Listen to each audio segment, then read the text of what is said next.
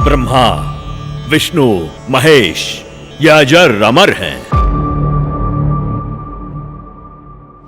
महात्मा जी, आप बिल्कुल झूठ बोल रहे हैं।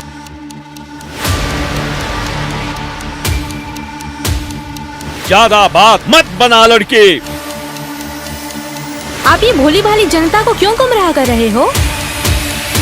तेरे पास क्या प्रमाण है? बताती क्यों नहीं? मैं आपको प्रमाणित करती हूँ। तो तुम ही बताओ, कौन है पूर्ण परमात्मा? महात्मा जी, थोड़ा धीरज रखिए और सुनिए। सत साहिब दर्शकों, आपका हमारे YouTube चैनल पे फिर से स्वागत है। आज हमने देखा वीडियो की एक छोटी सी वीडियो हमने क्लिप लगाई थी, उसमें दिखाया गया है कि क्या ब्रह्मा विष्णु महेश की मृत्यु होती है या नहीं। आइए आज हम जानेंगे वीडियो के माध्यम से और दिखाएंगे हम एक लड़की और एक गुरुजी में बहस। क्या ये सत्य है? हमें जो वेदों से और प्रमाणित करके दिखाएगा वही सत्य है। आइए देखते हैं, बने रहिए। आप ये भोली भाली जनता को क्यों गुमराह कर रहे हो? अरे दुष्ट लड़की, तेरा ये बोलने का दुस्साहस कैसे हुआ? तेरे पास क्या आधार है कि मैं जनता को गुमराह करता हूँ? लगता है ये हिंदू विरोधी है। ए चल नीचे बैठ।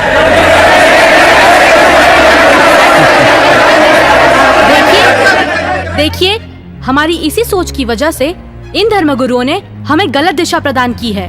मैं भी हिंदू धर्म की हूँ और मैं अपने धर्म को श्रेष्ठ मानती हूँ। दरअसल पाखंड केवल हिंदू धर्म में ही नहीं, बल्कि मुस्लिम धर्म तथा अन्य धर्मों पर भी चरम सीमा पर है। लेकिन ये हिंदू धर्म की आड़ में नकली संत अपना मनमाना आचरण करके शास्त्रों के विरुद्ध ज्ञान दे रहे हैं। और यही कारण है कि भक्ति करने वाले भक्त को वो लाभ नहीं मिले जो मीराबाई को मिला है, ध्रुव प्रहलाद को मिला है, नानक जी को मिला है। मैं किसी का विरोध नहीं कर रही।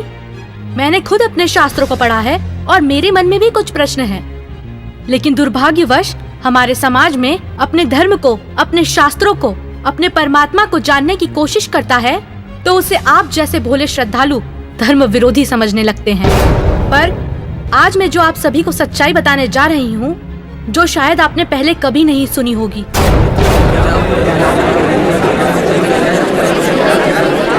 ज्यादा बात मत बना लड़की। तेरे पास क्या प्रमाण है? बताती क्यों नहीं?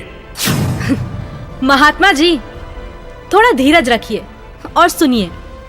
आप ही ने तो कहा था ब्रह्मा, विष्णु, महेश अजर अमर हैं, उनका कभी विनाश नहीं होता, वही सृष्टि के रचनाहार हैं। मैंने टीवी पर एक संत रामपाल जी का सत्संग सुना, उसी से पता चला। पता है उन्होंने क्या कहा? रुकिए एक मिनट, अभी बताती हूँ।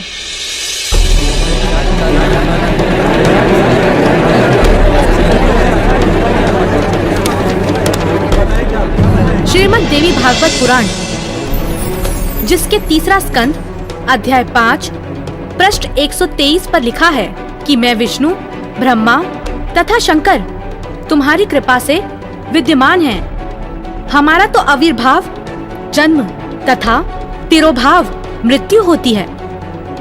हम नित्य अविनाशी नहीं हैं। श्रीमद् भागवत महापुराण तीसरा स्कंद अध्याय 4 पृष्ठ 10 श्लोक 42 पर लिखा है, हे मात ब्रह्मा, मैं तथा शिव तुम्हारे ही प्रभाव से जन्मवान हैं, नित्य नहीं है, अर्थात हम अविनाशी नहीं हैं। ये श्रीमद् देवी भागवत देखिएगा, सचित्र मोटा टाइप हिंदी, गीता प्रेस गोरखपुर से प्रकाशित है और परमात्मा चाहने वाले हिंदुओं के घरों पर लगभग रखी पाओगी। ये है संक्षिप्त श्रीमद् देवी भागवत, सचित्र मोटा टाइप, केवल हिंदी। प्रकाशक हैं हनुमान प्रसाद पोदार, चमनलाल गोस्वामी और गीता प्रेस गोरखपुर से प्रकाशित है। 123 पृष्ठ, तीसरा स्कंद, संक्षिप्त देवी भागवत। तुम शुद्ध स्वरूपा हो, यह सारा संसार तुम ही से उद्भासित हो रहा है। मैं ब्रह्मा और शंकर हम सभी तुम्हारी कृपा से विद्यमान हैं। हमारा आविर्भाव माने जन्म, तिरोभाव माने मृत्यु हुआ करता है। हमारा तो जन्म मृत्यु होता है, केवल तुम ही नित्य हो, जगत जननी हो, प्रकृति और सनातनी देवी हो। अब ये क्या सिद्ध हो गया? इस थोड़ी सी पंक्तियों में ब्रह्मा, विष्णु, महेश की जन्म मृत्यु होती है। तो बताओ महाराज जी, अब आपके पास क्या जवाब है? आप ही ने तो कहा परमात्मा निराकार है। हाँ, तो गलत क्या कहा? परमात्मा तो निराकार ही है और यही हमारे वेद शास्त्र कहते हैं। महात्मा जी, आप बिल्कुल झूठ बोल रहे हैं। शास्त्रों में कहीं नहीं लिखा कि परमात्मा निराकार है। शास्त्रों में क्या लिखा है ये मैं आपको बताती हूँ, जो कि मुझे संत जी के प्रवचनों द्वारा पता चला। अब ऋग्वेद मंडल नंबर 9 सूक्त 82 में कति कंसेप्ट क्लियर हो जाएगा।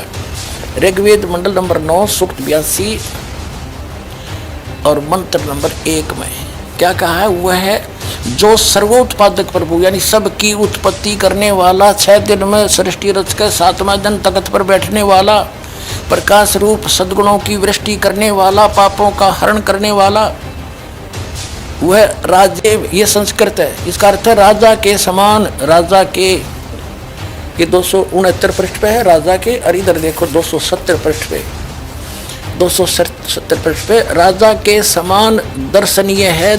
देखने में राजा के समान है, तख्त पर विराजमान है, सिर पर मुकुट है उसके, और वह पृथ्वी आदि लोकांतरों के चारों ओर शब्दमान हो रहा है। वह वर्णीय पुरुष को, अच्छी आत्मा को, जो दृढ़ भक्त है उसको पवित्र करता हुआ प्राप्त होता है। कैसे? जिस प्रकार विद्युत स्नेह वाले स्थानों को आधार बनाकर प्राप्त होता है। आगे किस लिए आता है? उद्देश्य क्या होता है आने का? हे परमात्मन, उपदेश करने की इच्छा से, तत्व ज्ञान, यथार्थ ज्ञान बताने की इच्छा से आप महापुरुषों को प्राप्त होते हो, नीचे आकर के गति करके आते हो, और आप अत्यंत गतिशील पदार्थ के समान हमारे आध्यात्मिक यज्ञ को यानी हमारे धार्मिक अनुष्ठानों को प्राप्त होते हैं। आप कबीर देव हैं, आप अल्लाहु अकबर हैं, शुद्ध स्वरूप हैं, आप पाक हैं, पवित्र हैं। हमारे पापों को दूर करके हे अमर परमात्मा सोम आप हमको सुख दे। हो गया सिद्ध। शास्त्रों में लिखा है, यजुर्वेद अध्याय 5 मंत्र 1, 6, 8, यजुर्वेद अध्याय 1 मंत्र 15, यजुर्वेद अध्याय 7 मंत्र 39, ऋग्वेद मंडल 1 सूक्त 31 मंत्र 17, ऋग्वेद मंडल 9 सूक्त 86 मंत्र 26, 27, ऋग्वेद मंडल 9 सूक्त 82 मंत्र 1 से 3। इसमें ये लिखा है कि परमात्मा साकार है, और यही पवित्र कुरान शरीफ और पवित्र बाइबल सिद्ध करते हैं। यह पवित्र बाइबल संपूर्ण जीवन अध्ययन बाइबल, प्रबंधक संपादक डेविड स्टुअर्ट, अंग्रेजी प्रधान संपादक Donald C Stamps, MA MDV, संयुक्त संपादक ये सारे इनका ये यहाँ से छपाई दे। जेनेसिस माने सृष्टि, जेनेसिस 1, ये 4 पृष्ठ पे उत्पत्ति यहाँ से आरंभ होती है। प्रथम आदि में परमेश्वर ने आकाश और पृथ्वी की सृष्टि की, ये पहला दिन था। इस प्रकार ये पहला दिन हो गया। फिर दूसरा दिन हो गया, प्रकाश प्रकुश बना दिया परमात्मा ने। फिर ये तीसरा सांझ भोर हो गया, फिर तीसरा दिन हो गया। जो कुछ भी इसमें फलदार वृक्ष जिनके बीज एक एक जाति के अनुसार बनाए गए, इस प्रकार अब ये तीसरा दिन हो गया। दिन और रात पर प्रभुता करें और उज्ज्वला दियारा करें, इस प्रकार सांझ हुई, फिर भोर हुआ, ये चौथा दिन हो गया। फिर यहाँ देखें पृष्ठ नंबर 5 पे, वो 4 पे पढ़ा आपने, अब 5 पे क्या है? सांझ हुई, भोर हुई, फिर ये 5वां दिन हो गया। छठे दिन पे आना हमने, असली बात ये है। फिर परमेश्वर ने कहा मनुष्य को हम अपने स्वरूप के अनुसार अपनी समानता में बनाएं, और वे समुद्र की मछलियों और आकाश के पक्षियों और घरेलू पशुओं और सारी पृथ्वी पर और सब रेंगने वाले जंतुओं पर जो पृथ्वी पर रेंगते हैं अधिकार रखें, यानी उनसे समझदार हों। तब परमेश्वर ने मनुष्य को अपने स्वरूप के अनुसार उत्पन्न किया। अपने ही स्वरूप के अनुसार परमेश्वर ने उसको उत्पन्न किया, और नर और नारी करके उसने मनुष्यों की सृष्टि की। तो परमात्मा किसा होया? मनुष्य जैसा, नर जैसा। अंडरस्टूड हो गया? अब पवित्र बाइबल ने स्पष्ट कर दिया कि परमात्मा मनुष्य जैसा है, उसने अपने जैसे रूप में मनुष्य को बना, नर नारी करके उत्पन्न किया। अब कुरान शरीफ दिखाते हैं आपको, देख। कुरान शरीफ शास्त्रीय अरबी पद्धति पर नागरी लिपि में रूपांतरकार हैं नंद कुमार अवस्थी, शेरवानी संस्करण। ये कहाँ से छपी है?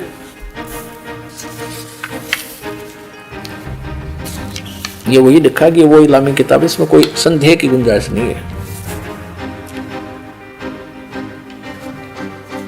शेरवानी संस्करण, प्रकाशक है लखनऊ किताबघर, मौसम बाग, सीतापुर रोड, लखनऊ। हम यहाँ पढ़ेंगे, हिंदी पढ़ेंगे।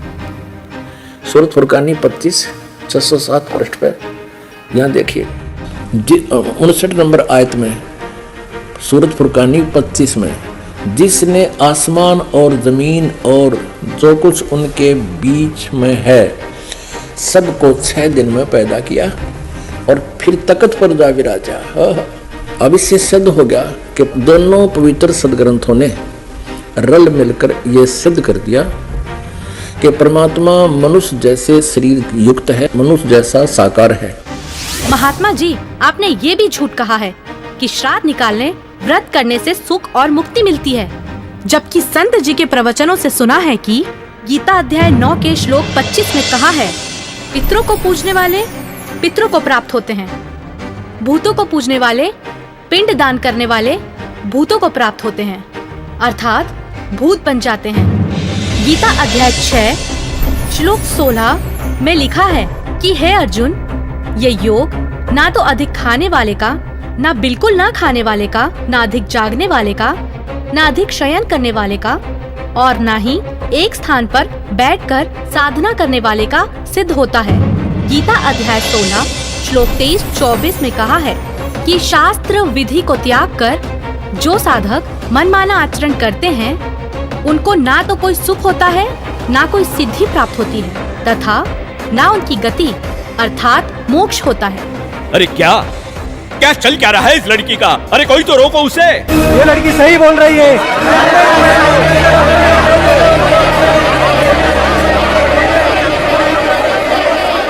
और हद तो तब हो गई बाबा जी, जब आपने कहा परमात्मा पाप नहीं काटते, कर्म का भोग तो भोगना ही पड़ता है, चाहे कितनी ही भक्ति कर लो।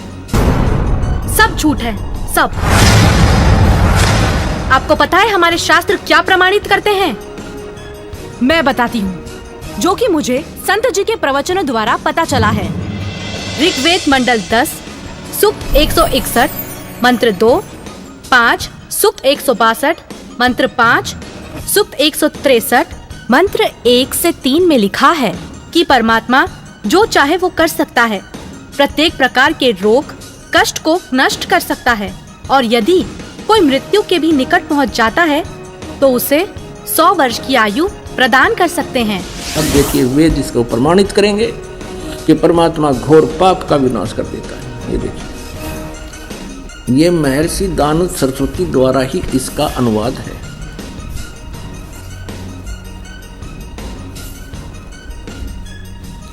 प्रकाशक है सर्वदेशिक आर्य प्रतिनिधि सभा 2/5 महर्षि दानव भवन, रामलीला मैदान, नई दिल्ली से। यजुर्वेद आर्य भाषा भाष्य संपूर्ण 40 अध्याय महर्षि दानव सरस्वती कृत यानी दानंद जी के द्वारा इनका अनुवाद है। मुद्रक है Prince offset printers 1510 Pataudi house, Daryaganj, नई दिल्ली से। अब देखिएगा, यजुर्वेद के 8वें अध्याय का 13वां मंत्र स्पष्ट करेगा। ये 8वां अध्याय और 241 पृष्ठ पे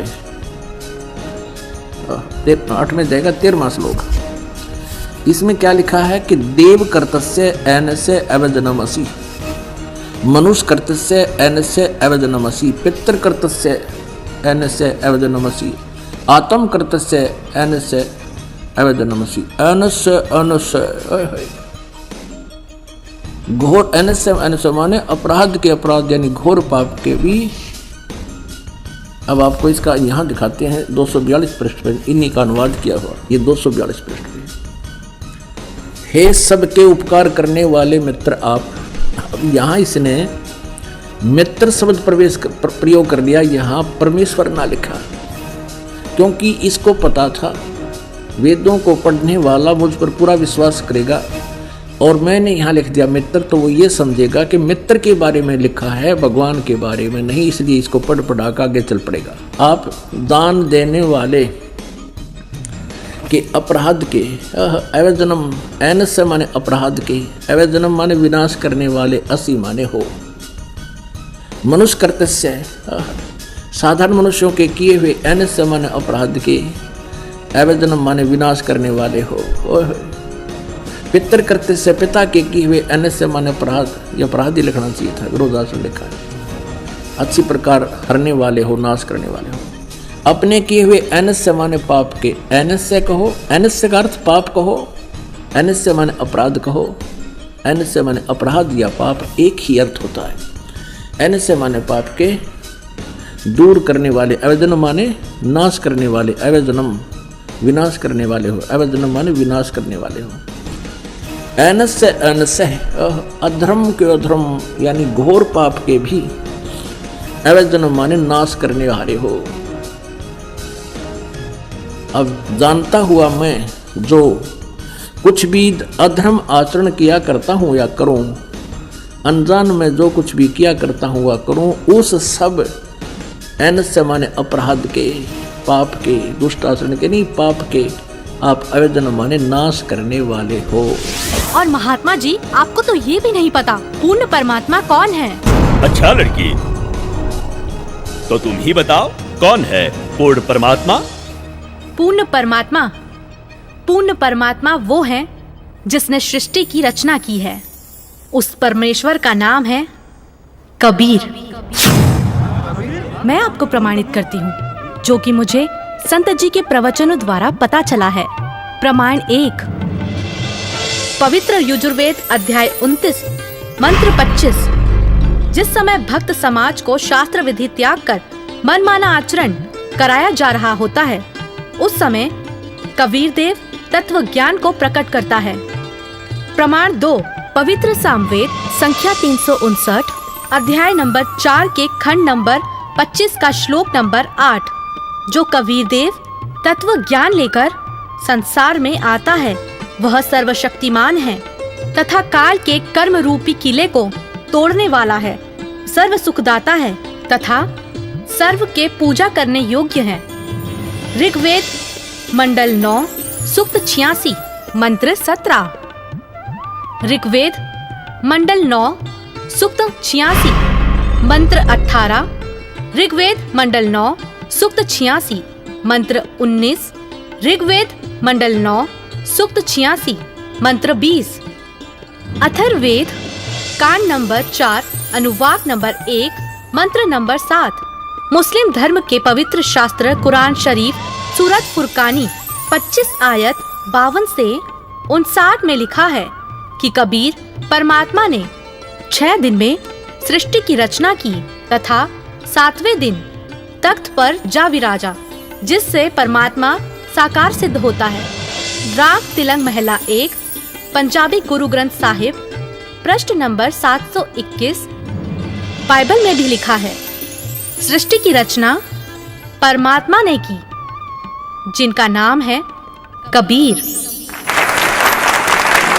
जैसे कि हमने देखा कि लड़की ने पूरे प्रमाणों के साथ सिद्ध किया और बताया कि वहाँ इस श्लोक पे, वहाँ पे इस श्लोक पे, मतलब कि वहाँ पे पूरी तरह से लिखा कि यहाँ ब्रह्मा विष्णु महेश की मृत्यु होती है और संत रामपाल जी ने दिखवाया। और अगर आप हमारे YouTube चैनल पर नए हो तो प्लीज़ वीडियो को लाइक करें और ज़्यादा से ज़्यादा शेयर करें, और नए हो तो प्लीज़ सब्सक्राइब करें। थैंक यू सत साहिब।